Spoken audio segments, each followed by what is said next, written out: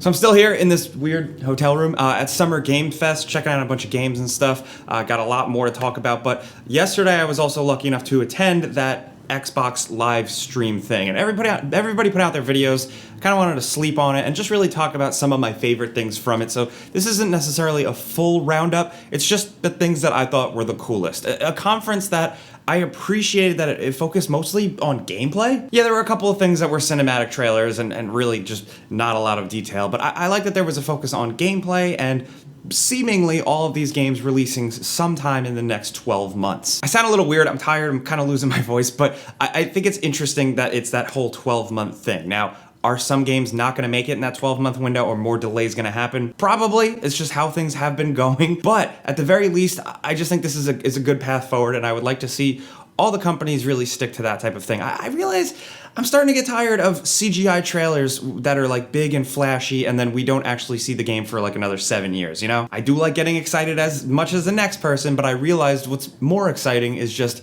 seeing a game and knowing it's coming in the near future. So let's just jump in.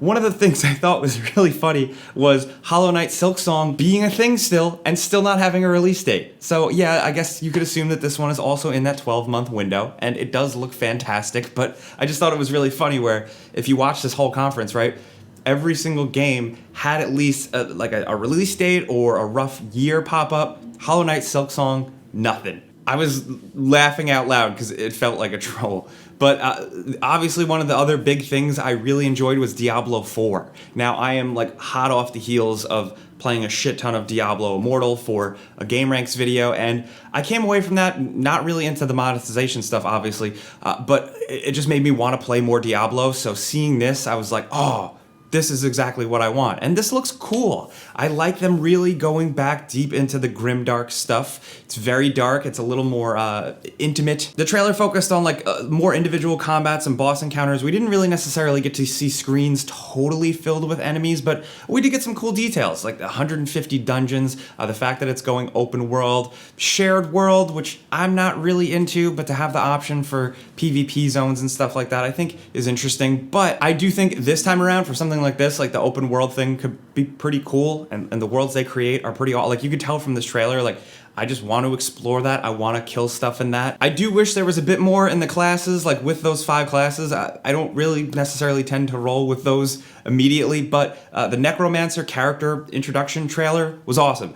I don't usually ever play as a Necromancer, but that trailer made me go, "Gah, Necromancer's cool!" So obviously it hasn't been all sunshine and rainbows for Activision Blizzard by any means, but with Diablo IV, I'm hoping that they don't make the Immortal mistakes. I don't think they're going to. There's going to be some bullshit. There's always a controversy with a game, but what I've seen looks really cool. And the fact that like they have people like Rod Ferguson working on it, whose pedigree, like I like his career path. I've always found it interesting.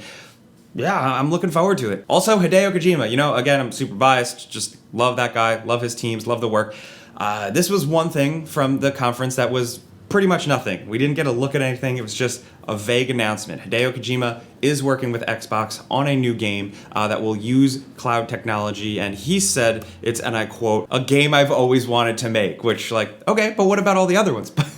But I think it's interesting because of the cloud stuff. Death Stranding had a lot of, you know, interconnected sort of cloud-based stuff, so I'm curious to see what this is going to be. It's probably going to be a really long time, but the way I look at it now, I guess technically maybe with like looking at the news and the rumors and stuff, Hideo Kojima and his production team is working on 2 games, which is exciting. Also, like no eloquent way to say it, the Forza Horizon Hot Wheels stuff is tight. I love updates like that. I love the Lego one. I actually didn't play the Hot Wheels one for 3, but this looks really cool. I'm also hot off the heels of Hot Wheels Unleashed, which at launch was pretty cool.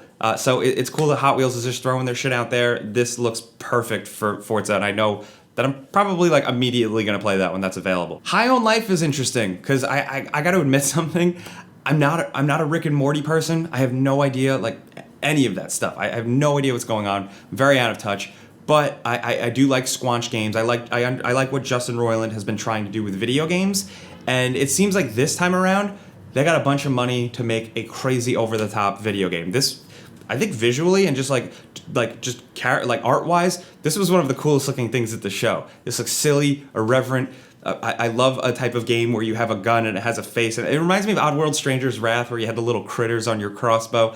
This seemingly has real like actors and comedians and stuff doing the voice of the guns, and every character type, every enemy type, like everything from this game looked gross and cool and really brilliant, and honestly like a breath of fresh air. I feel like I've wanted something like this for a while, but I could never really explain it. And then when I saw that trailer, I was like, oh, okay, cool. I'll probably definitely check this out. The other good thing for me, so we didn't get to see the new Hellblade game, so I guess that's further off than we thought, but we got A Plague Tale: Innocence, just if we're talking like third-person moody adventure games. A Plague Tale Requiem, the sequel, is now looking pretty sweet. We got to see some gameplay, and I was actually surprised that it seems mechanically pretty familiar to the first. We saw a lot of the same rat-clearing stuff, some of the same tricks, but then, you know, a bit more additions to the stealth, more ways to hide, and Amicia just murdering dudes, which it definitely seems like they're doubling down on like her arc and her dealing with all this stuff and becoming hardened and becoming pretty brutal.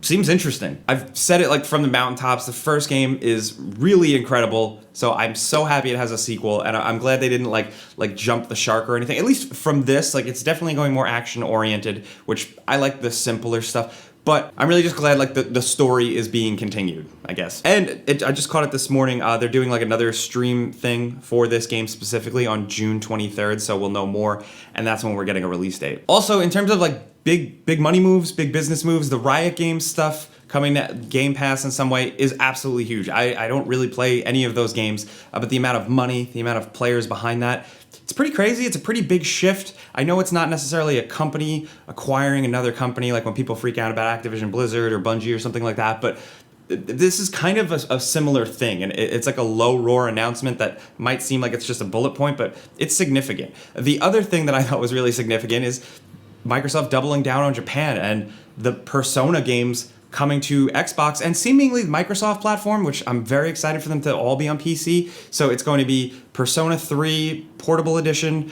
Persona 4 Golden, and P5 Royale, which awesome. I think more access to those games is incredible, especially because they're so long. So to have them on more platforms, to have them on platforms where you have different ways to play, I think it's pretty good. I fucking really want to play the other Persona games. My experience is only with 5. 5 was dope. Everybody keeps telling me, like, I only like play like the beginning of it, but everybody's really telling me that 4 is the best one. So I don't care which one's the best. I just am definitely gonna play more of them. Especially just saying, like, if it's PC, if I can get it on my Steam Deck on the go.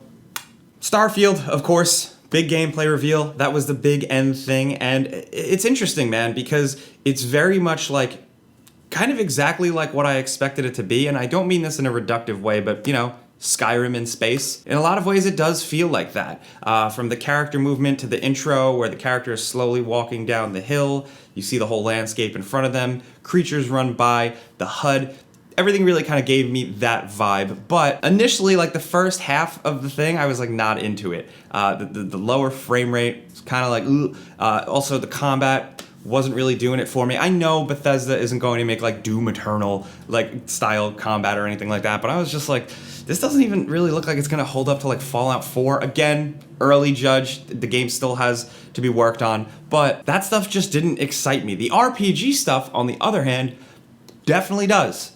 Pretty much all of it. The faction stuff, really cool. All the different little space civilization cultures, hub cities to land in, seem pretty interesting. I like new worlds created, new lore, like just stuff like that. The story, even though we didn't get a lot of it, just like conversations, the music, the whole presentation, like that part of the story angle, I'm really curious to see. It still has a lot of Bethesda stuff, you know, like all the NPCs had like these glassy eyes and it just looked a little weird. But in terms of exploration, I am excited to be able to hop in a spaceship and fly up and fly around in space and land on a new planet. I like No Man's Sky. I like stuff like that. I also hear that there's 1,000 planets in this game, and I go, oh, okay. Like, that doesn't mean anything unless it's, like, implemented a certain way. Is it going to be filler? Is it going to be procedurally generated stuff that isn't compelling? It's going to be grindy? Who knows? But I do want to reiterate, I think, like, you might hear me being, like, a little, like, iffy on it, a little 50-50 on it.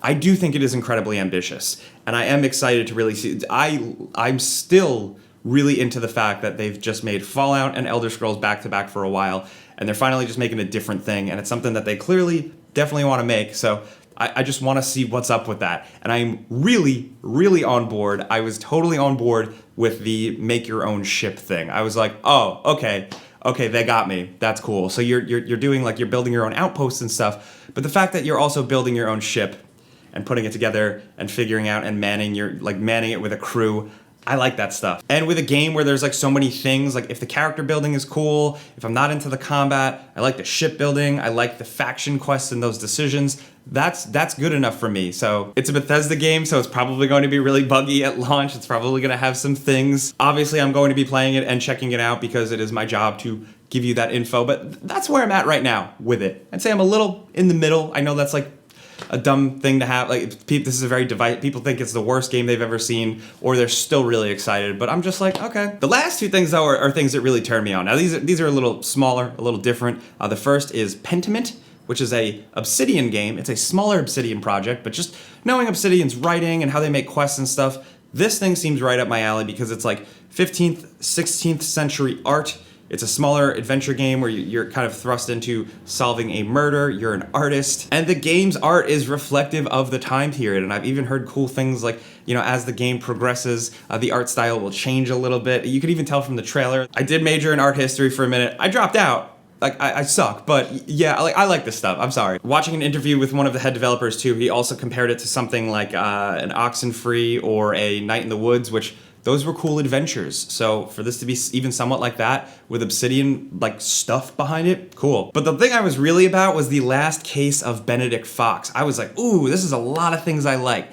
I love spooky haunted Halloween stuff. This had a character that kind of reminded me a little bit of like a Milo Thatch, you know, Disney Atlantis type of thing combined with, you know, a Monkey Island character. The way he bounded around the map, the art style is really cool, very, very Haunted Mansion-esque. The fact that it's like a cool mystery, but also an adventure. You guys know how much I like these kind of linear 2.5D games. I feel like I say it in every video now, but this one in particular because it has all that spooky stuff, but also because it gives me Darkness vibes. He's talking to like this demon spirit and it sounds like Mike Patton Darkness type of thing. The Darkness is an incredibly underrated game. The second one is too.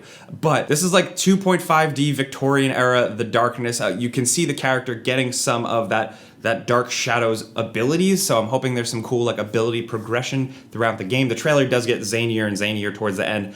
I'm just about this. I really hope it's good. These types of games, it's hard to tell from just a trailer. Like, you could be wowed by the art style, but it's really like the mechanics have to come together, but I have my fingers crossed. Now, dude, as you can tell, like, there was so much from the Xbox stuff, and I don't have time to go into every single individual thing. There was a lot of other stuff I really liked, but I wanted to just narrow it down to some of my favorite shit, and that's it. So I definitely want to hear in the comments, like, what you think.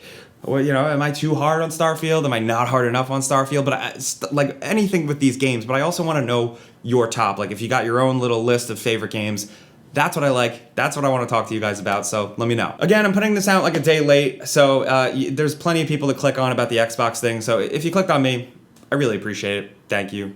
Clicking the like button does help me. You probably know that by now, but I'm Jake Baldino. I gotta get back to work. See you guys next time. Subscribe because video games, pizza's on me.